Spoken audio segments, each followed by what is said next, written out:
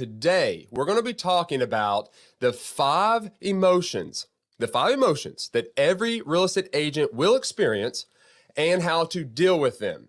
Okay, so now we do know that in this industry, it's kind of perceived as a glamorous industry, right? Oh, you work with some great buyers and great sellers. You get to see all these homes. You got HGTV out there talking about how great it is, show 3 homes, and you buy one, and it just seems so easy, right? Well, the truth is it can be a roller coaster of emotions. And for those agents that have been in this for any length of time, they know exactly what this is. You go from elation of making a sale to devastation when a deal falls through. Agents experience a huge range of feelings throughout their entire careers. And these are going to be 5 emotions that every agent is going to experience at some point in their career, and then how to deal with them. So let's get straight into this topic.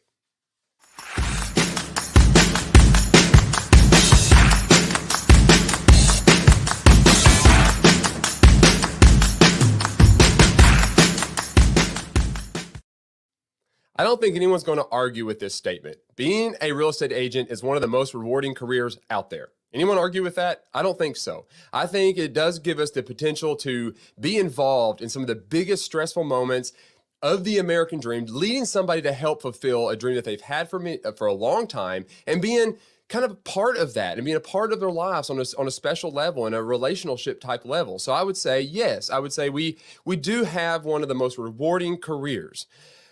But at the same time, it can be very, very difficult. It's not all rainbows and butterflies all of the time, like the outside looking in would perceive it to be.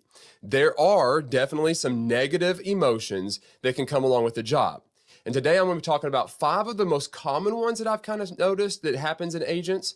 And if you have any, please throw them out into the comments there. If you have something, hey, I really struggle with this, let us know in the comments and we'll have a good discussion about that. If you're watching live, we'll have a discussion now. If you're watching on the replay, we can have it in the comments. So be free to share a little bit about that. But I will say this, it's so easy to, if you don't talk about these emotions and address the emotions in your life and you go through these 5 most common ones, what I have noticed in the industry is a lot of people get in this industry being excited about being a real estate agent, something just passionate about being involved in the idea of selling real estate, and they grow and they love the job for a little while, and they start dealing with the people that we have to deal with. And we all know that most people are great to work with, but under a high stress situation, they begin to act erratically. Things begin to kind of go, amiss. And in those moments is where stress and then our emotions come into play. And it's a constant kind of weigh and balance of trying to be able to navigate those. And what I've seen happen is someone gets in this industry and they're excited to be in the industry. They're loving what they do. They got this zeal and this passion to help others, and they're serving their clients well. But then what ends up happening, they begin to work with people and things begin to get challenging and bad things begin to happen. And they realize that maybe people are not as trustworthy as they had originally thought. And they begin to see the reality of the picture, the difficulty of this picture. And then they can start to develop these most common emotions we're going to be talking about. And then once they develop those emotions, instead of dealing with them, they actually let them change their own behavior. It begins to change the way they operate their business. It begins to change the way they operate with their clients. And it can be perceived by them and it ultimately hurt their entire business as well as their personal lives. It can bleed over into that arena. So I do think it's necessary to kind of talk about emotions and some of the most common ones that we deal with, and then kind of go through a little bit of an idea about how we're going to deal with those. Okay, so we're going to start off with the number one, not number one, but one of the emotions that we deal with a lot. And this one is feeling overwhelmed. I know most of you guys out there are going to be like, yep, that's me. Feeling overwhelmed. There are a lot of moving parts inside of real estate, right? There's tons of stuff that you got to kind of navigate. It's not just about going out and showing houses or going out and listing houses. Once you get those things done, there's a whole nother load of work that kind of comes along with that. And it can be easy to feel like you're constantly running around like a chicken with its head cut off. No doubt, right? It's like, I can't get it all together. Everything's disorienting. I'm just so confused. I'm in between meeting with clients, negotiating deals, keeping on top of your paperwork. It's no wonder that you can get overwhelmed. So one of the things I've kind of noticed, and these are some tips to kind of help you to navigate feeling overwhelmed, because it's going to come. Especially if you start generating a huge amount of leads, you've got a whole lot of properties that you're working through, and you're listing, and you're working with a lot of buyers and a lot of sellers. when you start getting into that mode there, then overwhelmed can come into play. And you've got to understand once you start feeling that emotion, like, oh, I'm just worn out, I'm too tired, I can't do all of this, then it's time to start working on your business and start assigning different things and new systems and being able to navigate some of those things to get that overwhelmed feeling off of you.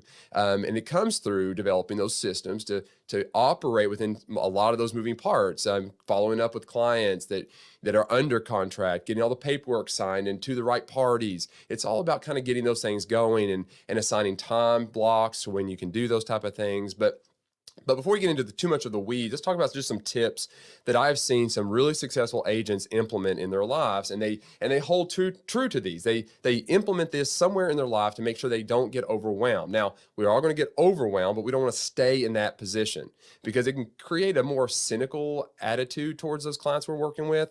So here's some tips for you. Take a break. Okay, if we're talking about on the micro scale, like per day, take a break. Go for a walk, watch a movie, read your favorite book, do something. If you're feeling like you're in the moment and too much stuff's going on, text messages are coming in, emails are coming in, take a moment, take a 10-minute walk down the street or something, get some sunlight, read your favorite book, get something motivational, go watch a TV show for something on your phone if you need to. It's okay to take a break from those moments to get your thoughts back in order and try to disengage for just a little bit from the whole entire scenario. It's okay to take the break. Those calls, those texts will wait. All right. Another one is this: talk to someone, whether it's a friend, a family member, a coworker. Look, guys, we're not good at this. We don't want to talk about these, right? We try to hold back and we don't want to talk about them, but talking about your feelings can really help you to kind of get over the feeling of feeling overwhelmed, because you're sharing your overwhelmed feelings with somebody else that will listen and care. So talk to someone about these type of things. Don't hold them in. Try to find somebody that will listen, that will be there for you and maybe even offer sound advice. But sometimes you just need a sounding board. Sometimes you just need somebody just to unload on, that's a safe environment where you can just feel the release of all the overwhelmed positions that you're taking. So do that. Another one is write down your thoughts. Write them down. This can help you organize your thoughts and figure things out. So a lot of times we create a mountain out of a molehill, right? We've heard that saying many, many times, and we're all notorious at doing this. So take a moment and write down everything that you're feeling overwhelmed about. And what I have noticed by doing this, I have seen that, wow, okay, once I write things down, it's almost like maybe I'm not as overwhelmed as I thought. I just was keeping it all here, and everything seemed bigger than what it actually was. So write them down. The next step is make a plan.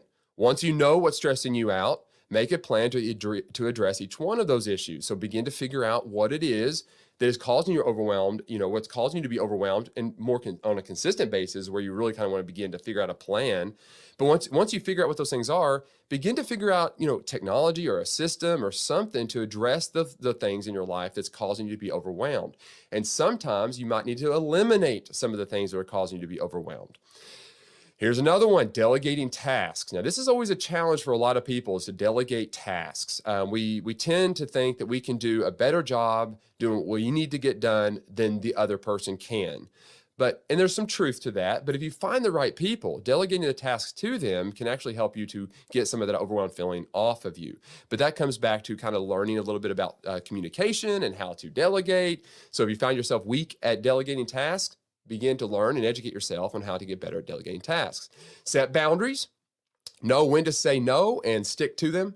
This is a hard one for a lot of people. Sometimes someone might present something to you that's just a great idea. Oh, this is a great marketing idea, or this is a great event to volunteer at. This is a great thing to do. But sometimes you've got too much on your plate that if you take that other thing on, it's going to make you diminish somewhere else. And sometimes you just have to say no. Sometimes you just got to practice the word no. And it's okay to use the word no. All right. Use technology wisely. Take advantage of apps and tools. So when you start talking about overwhelm, you start looking at all the things you do. Start figuring out technology, maybe reminders on your phone or your calendars or your CRM. Start using some of the tools that automate some of the stuff that cause your overwhelmed feelings. So And this one is practice self-care. This includes taking care of yourself physically and emotionally. We need a way to kind of get out and be active, do something to kind of lift your mood and begin to work on your emotions as well that way. So, practice some self-care. Do things that help take care of yourself as well, because you're not going to be available for others if you're stressed and overwhelmed. So, but that's one of the ways. That's one of the emotions, that constant feeling of overwhelmed. So there's some ideas for you. If you're weak on this area, I encourage you to check out some books, get involved in some groups, share those feelings with others, and begin to work on that. Here's a quote for you, and I like this one. This was by Arthur Ashe. It says, "Start where you are, do what you can, and use what you have." So if you think about being overwhelmed, there you go. You start with where you are. So what do I have? What can I do? So do what you can and then use what you have. So that's great advice by Arthur Ashe. So there you go. Start where you are, do what you can, use what you have. All right, now, here's another emotion that typically comes up that can be self-limiting. I see this all of the time, and it's self-doubt. Self-doubt. It's only natural that we as humans second-guess ourselves time and time again. It does happen. We are our worst critic, right? We criticize ourselves more than anybody else will ever do. We are our own worst enemy. Too often, though, real estate agents develop feelings of self-doubt because they're watching other people and they're seeing what's going on. And this doubt can lead them to question their abilities and their worth as an agent. So they begin to self-doubt themselves. They're even able to do their job or able to go list a massive farm or work commercial property or whatever it is. And they create these scenarios in their minds that limits them from being able to go into an arena. And so self-doubt then wells up and it makes them immobile. So while it's normal to feel this way, it is normal. We all have these type of feelings. It is important for you agents to learn how to deal with these doubts in order to continue to succeed. There are many, many doubts that are going to come up and many insecurities are going to come up in real estate. You're putting yourself on the line every time you represent an agent, liability-wise, integrity-wise, trustworthiness, all those type of things go into that relationship. And so it can cause a lot of self-doubt. So if you find yourself struggling with this environment where it's like, man, I really would wish I could do a Facebook Live video, but I just can't do it as so-and-so. That's self-doubt. That's like, well, yeah, you can. They had to start somewhere, and failure is okay. So do it. Do it afraid. But try to eliminate those self-doubts. Do things that push you outside of your comfort zone, that make you do things you don't really want to do. And those things that create self-doubt, try to rise above it and go beyond that self-doubt. Because I guarantee you, every other successful agent out there that has done that has had self-doubt, that is now success and is doing all those things you wish you could do, they had those exact same feelings. They had those exact same feelings. They had the exact same self-doubt, but they did it anyway. So, and I will say this, focusing on your why. Why do you do what you do, or why do you want to do that kind of stuff, will help put things into perspective. It's going to help you and remind you that you're good at what you do. So if you have a why, if you say, man, I wish I could do Facebook Live, I'm using that as an example, but if I felt like I really should be doing that, and I do believe that, then what are you going to do that? And remind yourself that you can do that. So focus on why you want to do something, why others do that. And if it's something you want to do, then don't doubt yourself. Here's some tips to help you navigate this feeling. Recognize that self-doubt is normal and everyone experiences it at some point. Just acknowledge it. Don't beat yourself up and say, wow, I'm the only one that has self-doubt. No, everybody does. Okay. Every time I do this show, every time I come on here to record, there are so many doubts that goes inside my mind. It's like, oh man, will anybody be there to watch? Will anybody even care? Well, what if I make a mistake? What if I say something wrong? What if I relay it in the wrong way? And all this time, the moment before I hit that live button, I have so much self-doubt going inside of my head. It's all swirling around there and all these thoughts are going on, but I'm going to do it anyway. I'm just going to do it anyway. So recognize that it is completely normal to have self-doubt. Everything you do, self-doubt is part of it. Anything that puts you out of your comfort zone, self-doubt is going to enter its way. Acknowledge your accomplishments, even if they seem small. Okay, go back and look at all your accomplishments and acknowledge them. Even if they're small little wins, acknowledge those moments. Acknowledge them to yourself. Write them down somewhere and say, you know what, this was a win. I had self-doubt and overcame this. Write those things down and go back and look at those. Acknowledge them to yourself, because that helps diminish some of that self-doubt, because you're going to be like, well, I did it once before, I can do it again. Okay, number 3 is educate yourself and stay up to date on issues that you have that you consider self-doubt. Let's say you are scared to go live somewhere, or you're scared to go list a commercial property, or it makes you nervous to do these type of things. And so you create so much self-doubt that you don't even make the call. Well, then equip yourself with knowledge and empower yourself with education to be able to address that self-doubt in a correct way, because you're confident in the knowledge that you have that's going to help you get over the hurdle of self-doubt. So if you feel like you're weak, but you want to really do something and something's holding me back from doing this, well, then educate yourself as much as you possibly can and then do it, because you're going to be empowered to do it with that education.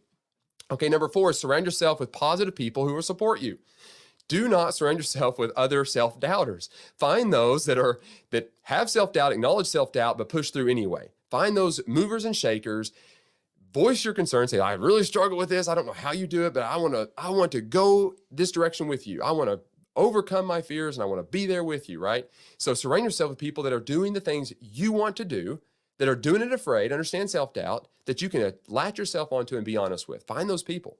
All right. Another one is practice self-compassion and forgive yourself when you make mistakes. This is the biggest thing is we make a mistake and then we look at ourselves and say, man, what a failure. And you go down this negative road mentally, and it leads you in a place of destitute where you're too scared to do anything else ever again. You're now held back because the fear of that doubt, that self-doubt you've now manifested in yourself, is now keeping you from actually doing what you want to be doing again. So practice that self-compassion. Say, you know what? Wow, yep, I screwed up. But you know what? I learned something. I'm going to do this again. Oh, yep, I failed. You know what? It's kind of fun. I kind of enjoyed it. Got a little bit better at it. I'm going to do it again. Right? So keep doing that. Another one is set realistic goals for yourself and strive to achieve them. Simple as that. If you want to get over self-doubt, then don't rely on trying to compare yourself to what other people have done or whatever. Stay within your wheelhouse, set goals that you feel like you can micro achieve. Like if you're wanting to earn, $200,000 a year, set micro goals. If you want to start listing farms and you don't know how to manage acreage or whatever, say, I want to start with a mini farm. I want to start working on 5-10 acres, no more than that. And I'm going to work through this and build my confidence to understand how livestock works and all those type of things, right? And then obviously celebrate your successes. Celebrate them. Be proud of your successes and tell yourself, thank you. I did awesome. Well done. I'm going to do this again. Here's a quote for you. And this one is by Taylor Swift. This is a quote by Taylor Swift. You guys know who she is. She says, fearless is having doubts.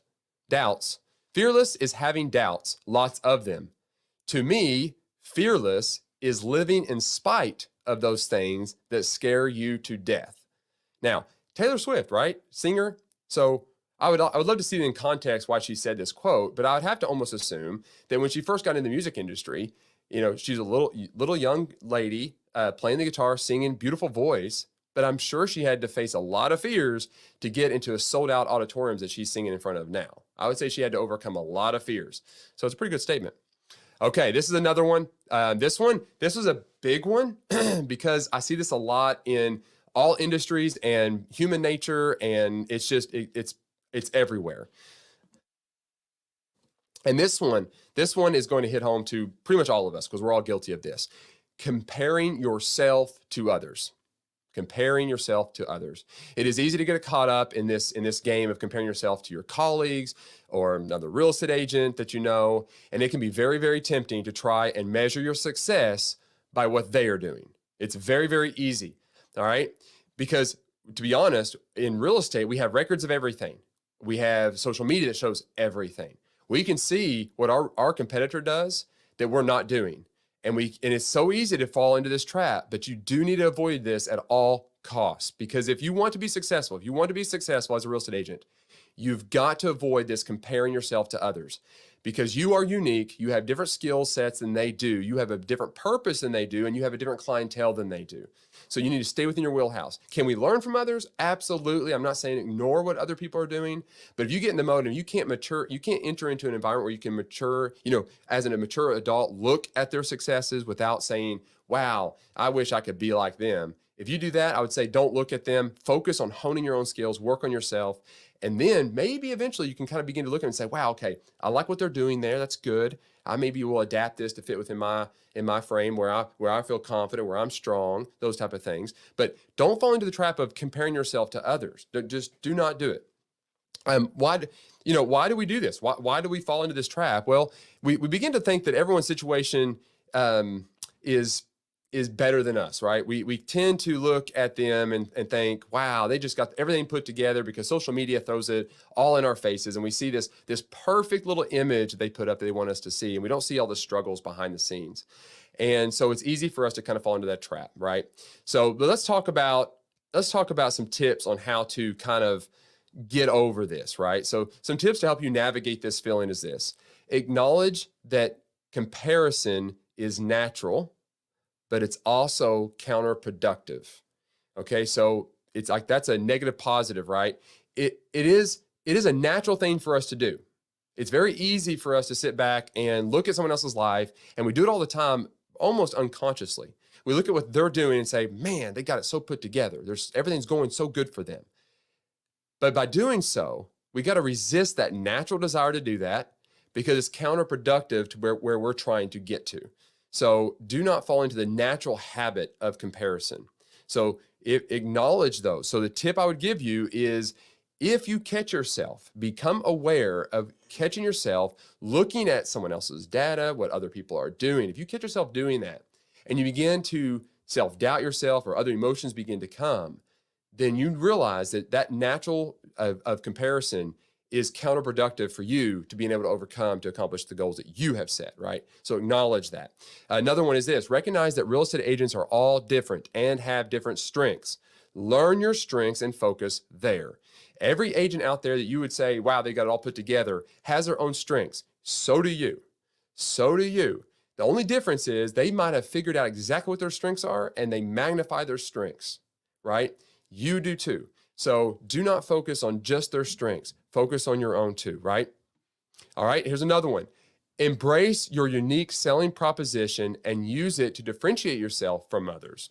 You have unique abilities built inside of you that is going to be unique to what other agents and other people in your industry are doing. You have something in you that they do not.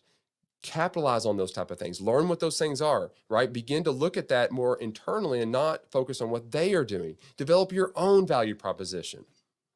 All right, stop looking at other agents as competition and start seeing them as potential collaborators. Okay, this is a challenging one because in our nature, the essence of our nature is that we see other realtors as our competition. And in the sense of what we do, that's true. But in the sense of when we approach it with trying to learn and better ourselves, we should see them as collaborators. There are a lot of agents out there, maybe not necessarily in your market, but there's a lot of agents outside of your market that you don't have direct competition with that could help you and be a collaborator with you to help you fine tune what you do and get and better yourself. So don't see the other real estate agent on the other side of the aisle necessarily in every situation as a competitor. See them as a comrade, someone that maybe you can begin a friendship with and develop a relationship with, and you become a collaborator together and you help each other grow a business, right? All right, here's another one. Focus on your own growth and development rather than trying to keep up with the Joneses.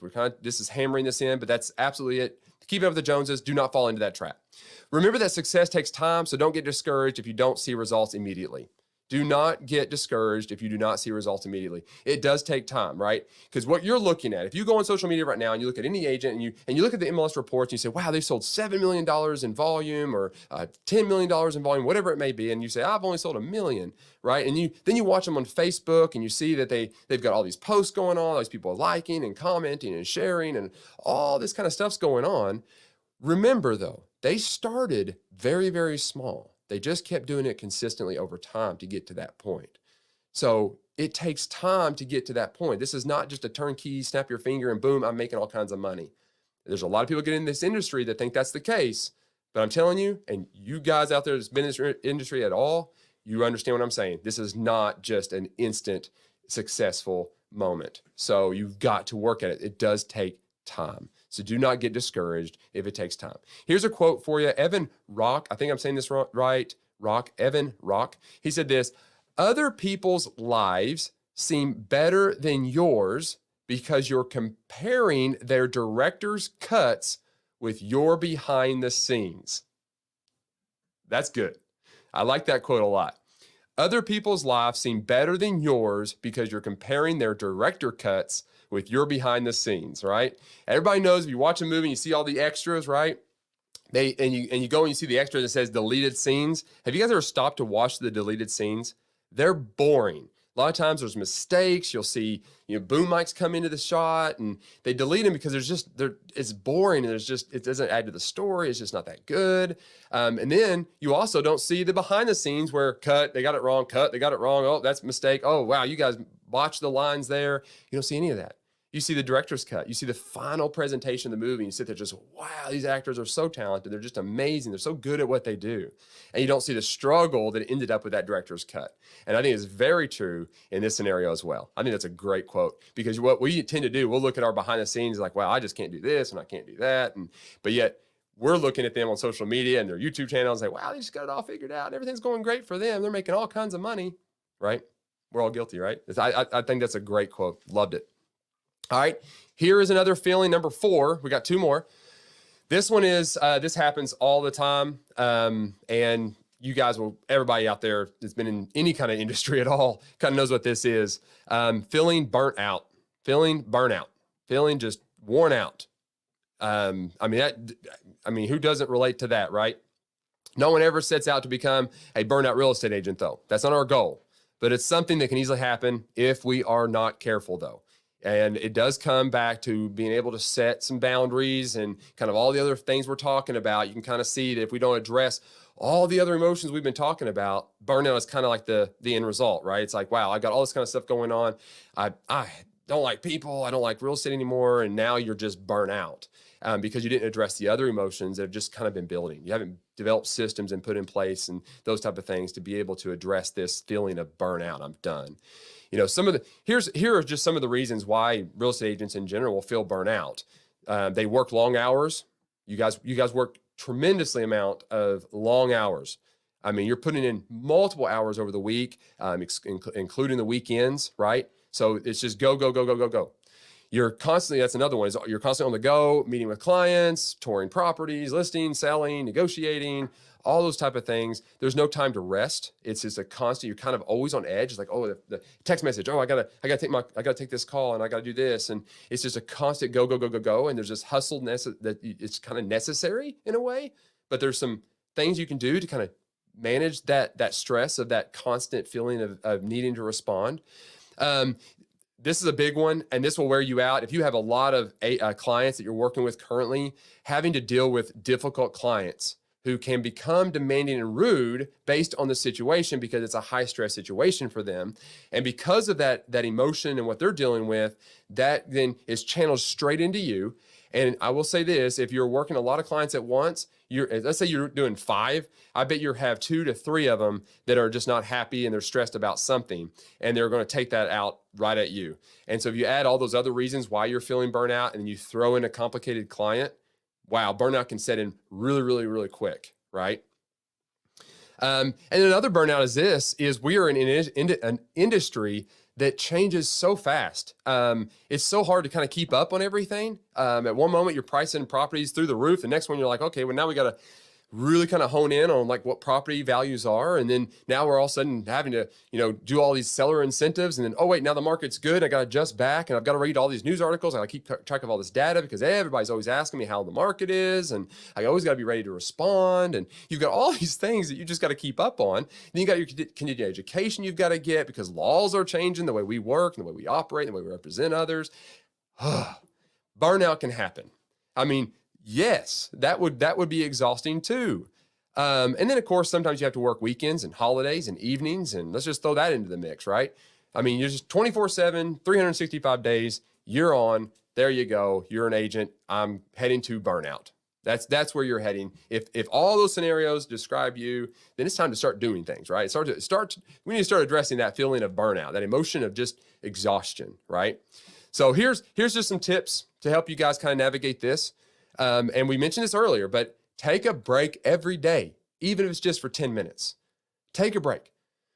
Turn out the noise. Don't go to YouTube. Don't go to anything. Take a 10-minute break, turn everything off, and just sit still in the quietness. Just sit there. We've learned to be almost awkward in silence. Like we don't really like silence. We feel like we got to constantly feed our minds. But sometimes to kind of address burnout, we got to embrace the silence. I mean, watch how awkward this is.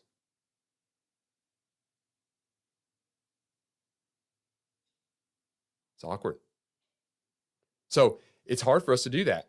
We'll get in our car, immediately checking our phone, checking our emails, whatever, and then we're hitting the road and the phone call comes in or whatever. We don't take the moment just to rest. And I think I was only quiet for I think it was less than 10 seconds, but it felt forever. All right, another way is exercise regularly to release endorphins and improve your mood.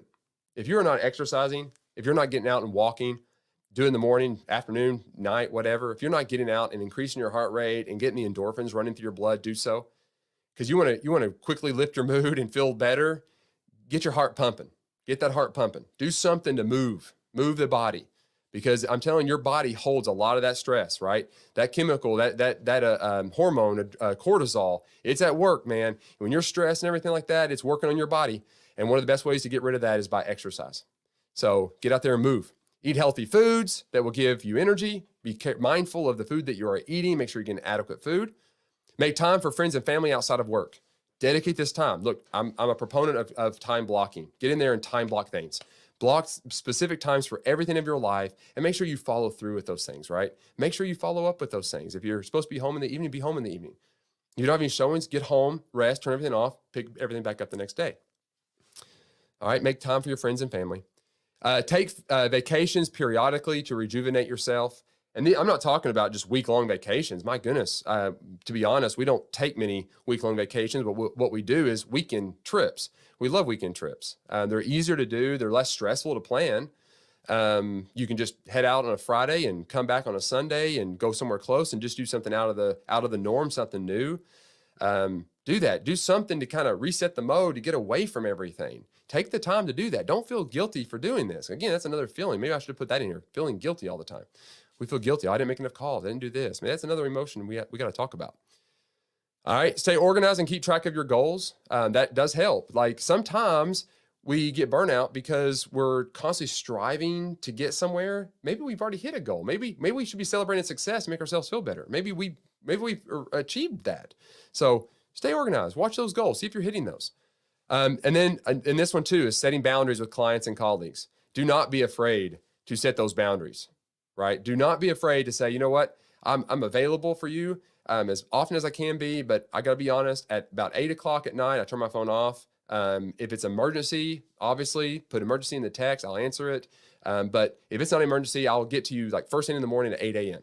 Like I'll respond to that or whatever your case may be. Set those time blocks up. And what I've noticed is when you communicate that with your clients and you have that communicated, they'll respect it. They will respect that time. You're the professional, right? So set those boundaries. All right, here's a quote. I do not know who said this. It says unknown. I don't know, but I liked it. It says, you are not required to set yourself on fire to keep other people warm. You are not required to set yourself on fire to keep other people warm. You're nowhere ever does it say you're required to do that. To burn yourself out, to get so hot and worn out and done with everything, just so you can keep other people warm. All right, this is the final emotion that I've noticed a lot of people will walk through, and agents in particular, and self included. And this one is discouragement. Discouragement. You know, discouragement is probably one of the most common negative emotions that real estate agents will experience, or people in general, because we're kind of dealing with rejection a lot. We're dealing with rejection on a daily basis, and it can be tough to kind of go through that. And that causes a lot of discouragement if you're not careful. All right, because I mean, it's very hard, right? We worked our hinds off. We worked all weekend showing this buyer all these homes, and come Monday they say, well, you know, we like this one, but we actually looked at some homes this morning with this agent over here in this other city, and we've decided to buy that one, right? That's discouraging. You wasted all your time, all your money. Who can't relate to that one? Right? And that's just one scenario. And what if you had a run of those? What if you had 5 buyers and 4 of the 5 all did that to you? That's discouraging. At that point, you're thinking, well, what am I doing wrong? Like you begin to self-doubt, right? So we go back to another emotion. We do this whole cyclical pattern, right? So, I mean, this is kind of the nature. This is what happens. These are the emotions that we kind of wrestle with constantly. Let me know if you have emotions I didn't mention. Throw those in there. But here's some tips to navigate the emotion of discouragement, the emotions of discouragement. All right. And these are, I mean, none of these are going to be revolutionary, but it's just hey, let's change our mindsets just a little bit, because I don't want you guys to become cynical agents. I don't want you to be in this industry for a long amount of time that now you become so judgmental about people and the way they operate and take all their emotions on yourself, and you just let it get you down. And we gotta stay strong. We're the professionals in this situation, and we love what we do. We got in this because we love it. So I don't want you to fall into the traps of these emotions. But here's some tips to help you navigate this feeling. Maintain a positive outlook. When you wake up in the morning, there's obviously things you're going to have to do this day that you do not want to do. There's things that you are just dreading to do, or things the following week that you're even thinking about that you don't want to do. I would encourage you, do something that is going to help you have a positive outlook.